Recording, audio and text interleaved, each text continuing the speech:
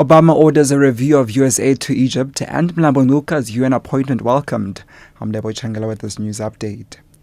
US President Barack Obama has ordered a review of American aid to Egypt. This follows several weeks of violence, including the overthrow of democratically elected President Mohamed Morsi and the army's killing of more than 50 Muslim Brotherhood protesters. Meanwhile, the Egyptian authorities continue to carry out a mass arrest of leaders and Brotherhood members. Mel Freiberg reports. On Wednesday, President Obama ordered a review of the $1.3 billion in annual aid that the U.S. provides Egypt in a statement released by the Pentagon. Given the events of last week, the President has directed relevant departments and agencies to review our assistance to the government of Egypt, said the Pentagon statement, without referring to Morsi's overthrow or the violent clashes. However, the U.S. will still proceed with the delivery of 4 F-16 fighter jets to Egypt in the next few weeks as previously agreed. Meanwhile, as the arrest of leading Muslim Brotherhood leaders and members continue, the Liberal and Secular National Salvation Front has expressed support for Egypt's judicial system and placed a large part of the blame for the violence on incitement from the Brotherhood. The Masimanyane Women's Support Center has welcomed the appointment of former Deputy President Phumzile Mlambo-Ngcuka as the new Executive Director of UN Women. Mlambo-Ngcuka replaces former Chilean President Michelle Bachelet, who vacated the post in March. Mlambo-Ngcuka will manage a budget of at least R5 billion annually. A UN statement says she brings a wealth of experience to the position. The center's Leslie Ann Foster. I think it's very important that she was given this position from this continent. It's going to give us the opportunity to raise a number of issues in respect of gender equality and women's rights at a global level. It is very exciting that she will be taking up such a powerful global position with a very strong but difficult and challenging agenda.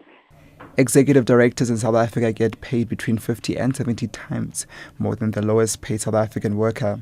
PwC's 5th edition of Executive Directors Remuneration says an executive director gets paid almost 3 million rand a year compared to the 70,000 rand earned by their lowest paid worker.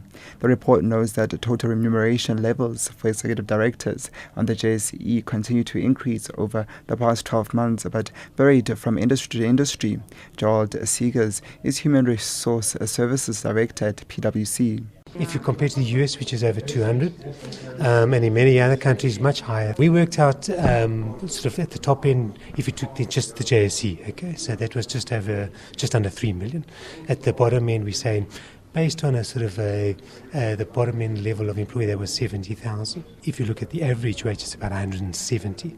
Now, of course, depending on what you use, if you use 70, then the gap's around 40, 50. And a new survey shows that 83% of South Africans view the police service as corrupt. The survey was conducted by Transparency International. It says South Africa is one of 36 countries where ordinary people don't trust their police.